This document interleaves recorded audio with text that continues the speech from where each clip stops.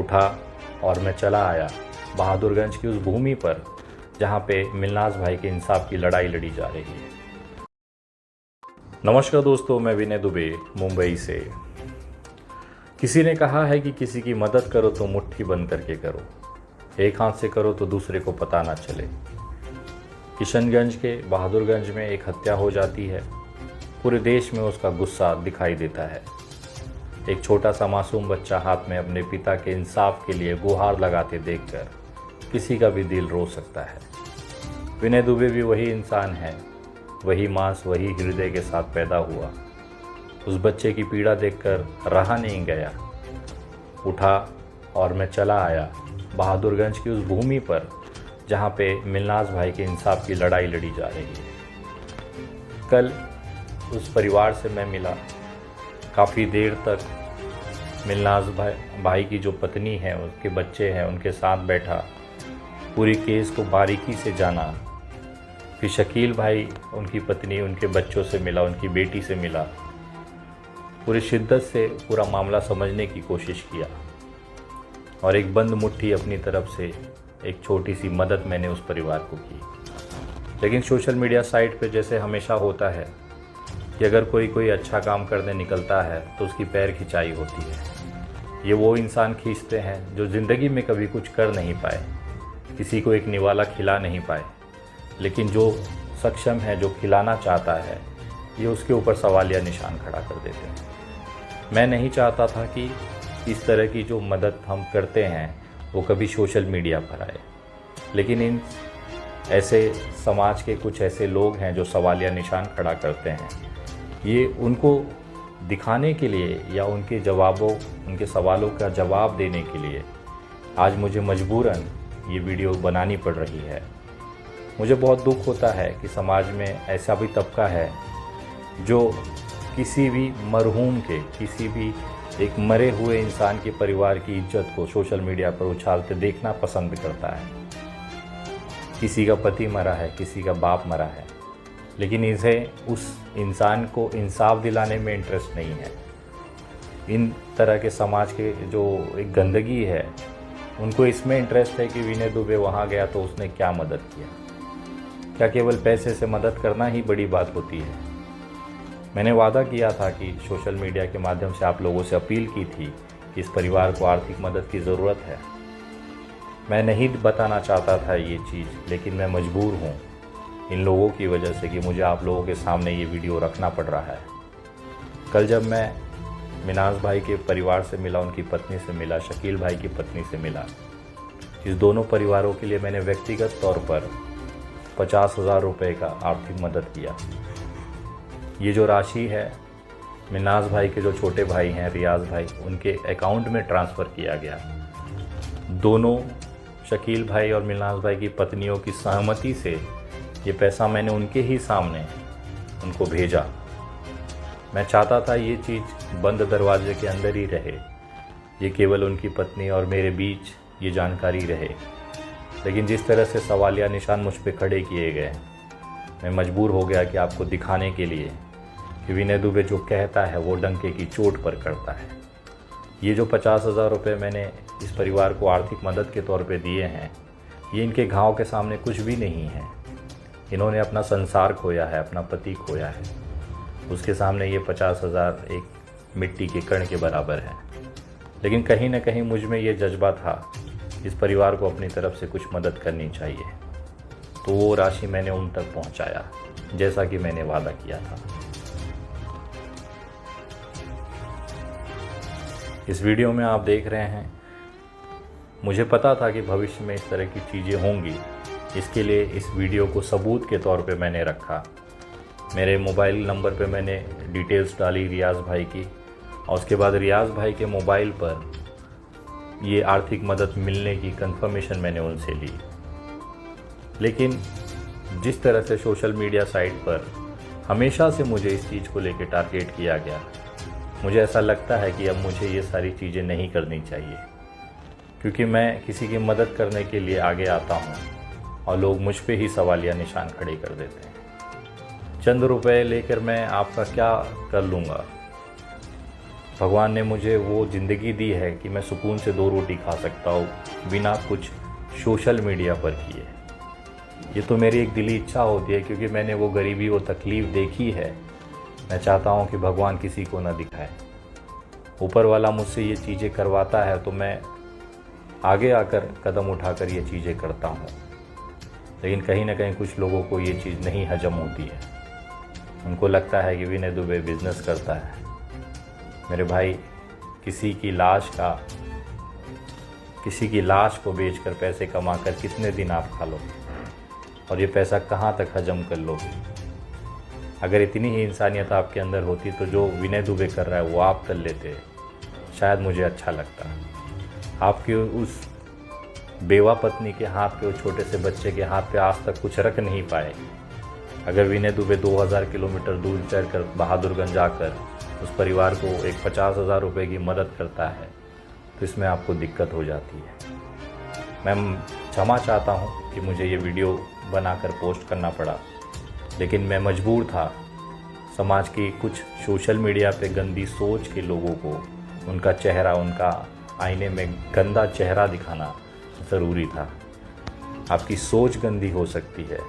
समाज के अंदर आप किस गंदगी के साथ जी रहे हैं, किसी इंसान के ऊपर आराम से आरोप लगा देते हैं, लेकिन अपने गिरेबान में आप झांक के देखते नहीं। मैं पूछ सकता हूँ आपसे भी कि आपने 1 रुपये की भी मदद उस परिवार को की है? लेकिन मैं आप जैसा नहीं हूँ।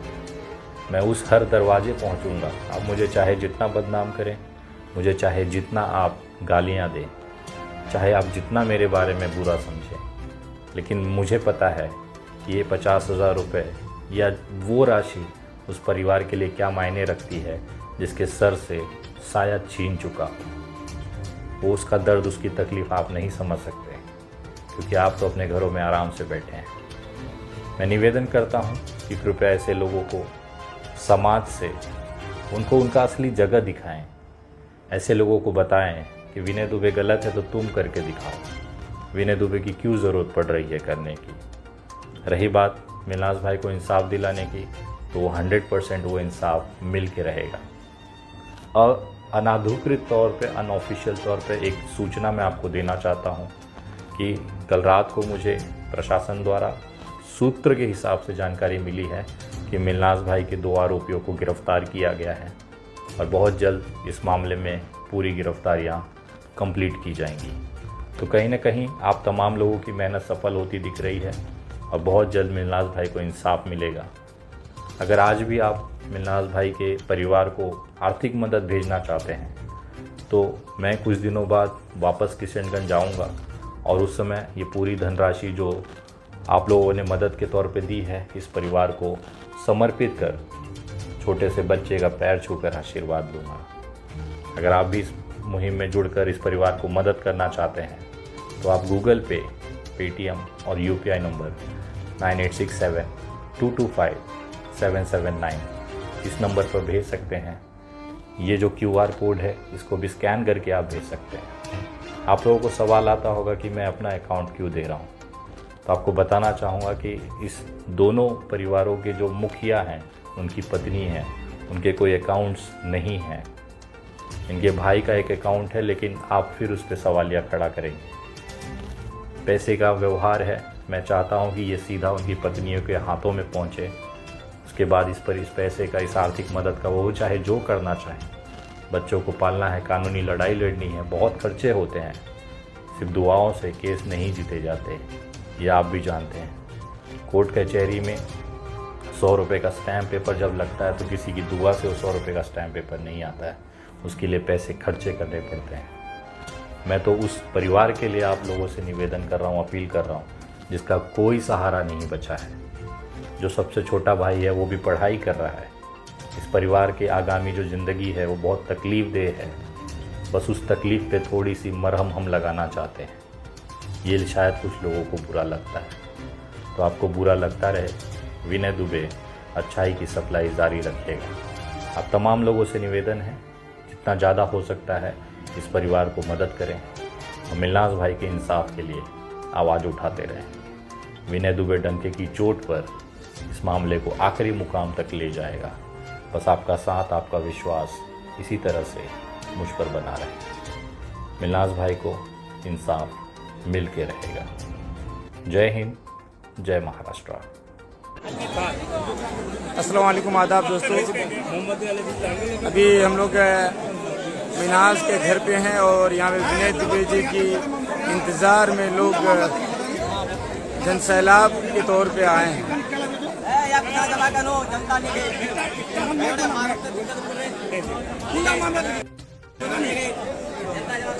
ये भीड़ पैसे से मंगाई हुई भीड़ नहीं है, बल्कि मिन्हाज के इंसाफ के लिए आए हुए लोग हैं।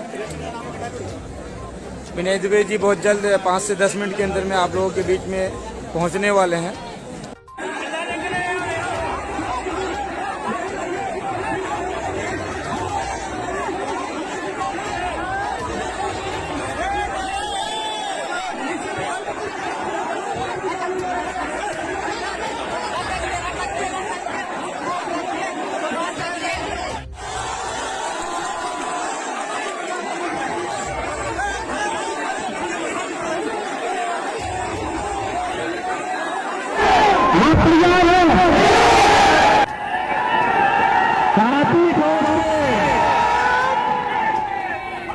छाती ठोक के बोले कि आप लड़ेंगे, इंसाफ दिलाएंगे। मैं धन्यवाद करता हूँ ऐसी जनता को यहाँ पर जो इस तरह से इंसाफ पसंद है। वरना आज तो हमने देखा है कि साले दो कौड़ी के बड़वे साले दलाल तलवे काटने में बिजी है।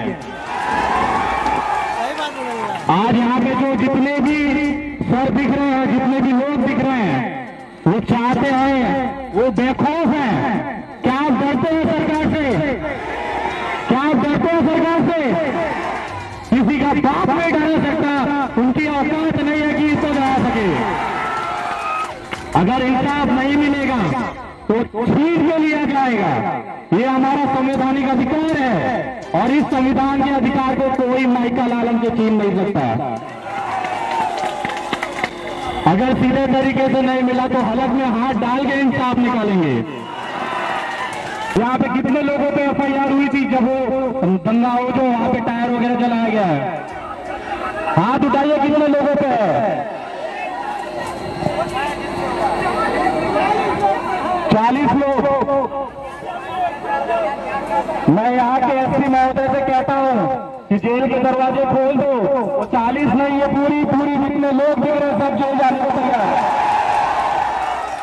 40 से कुछ नहीं होगा। अगर इंसाफ लेने के लिए 4 लाख लोगों को भी जेल जाना पड़ेगा तो अब जेलें खोलो, हम लोग आ रहे हैं। अगर जेल जाकर ही इंसाफ लेना है तो हम वैसे ही इंसाफ लेंगे जैसे आप चाहते हैं। लेकिन हमें कोई भी कानून नहीं तोड़ना है। पुलिस हमारी मदद के लिए है। सरकार पे हम भरोसा करें ना करें वो अलग बात है, लेकिन पुलिस की जो खाकी वर्दी है वो संविधान के दायरे में आती है। हम लोग संविधान की किताब लेकर लड़ने वाले लोग हैं। हमें कोई भी तरह की ऐसी कोई घटना नहीं करनी है जिससे कानून या नियम व्यवस्था टूटे। और जो ये तोड़ता है, समझिए वो इंसान न संविधान में विश्वास करता है, न इंसानियत में विश्वास करता है। आप तमाम लोग यहाँ पर आए, इतने देर से आप इंतजार किए।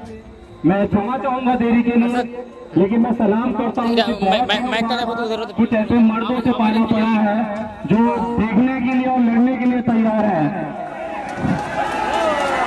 मैं इन तमाम मर्दों जिसके पास मोबाइल है, फ्लैश लाइट ऑन कर ले और देश की जनता, देश की सरकारों को दिखा दे कि ये जो उजाले आप दिख रहे हैं ये आपके ताकत के सामने नहीं झुकेंगे। प्लीज अगले 2 मिनट कोई भी, मैं निवेदन करूंगा, हम किसी को श्रद्धांजलि देने जा रहे हैं, कोई आवाज ना करे। जो जहां है अपनी जगह खड़े रहे और अपना जो मोबाइल का फ्लैश है उसे ऑन कर मिन्हाज की आत्मा के शांति के लिए हम मौन में सिर्फ 2 मिनट का उनके लिए श्रद्धांजलि करेंगे। Start.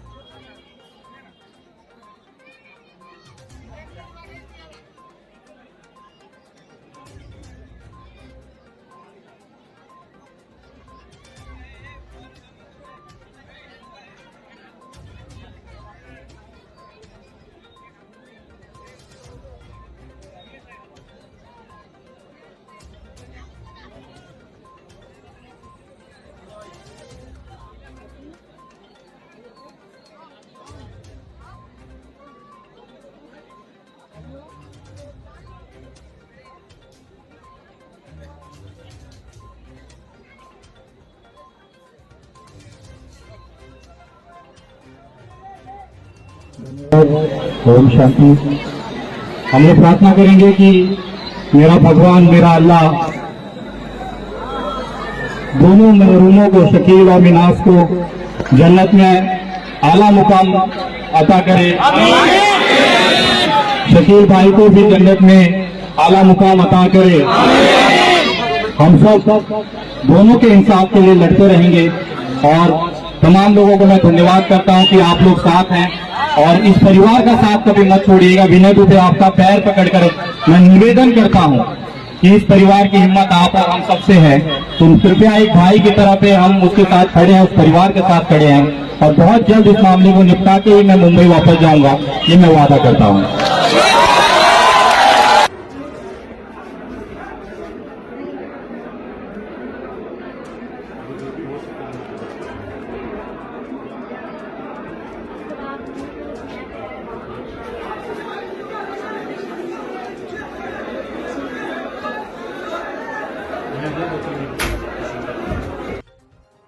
Subscribe now and press the bell icon. Never miss an update.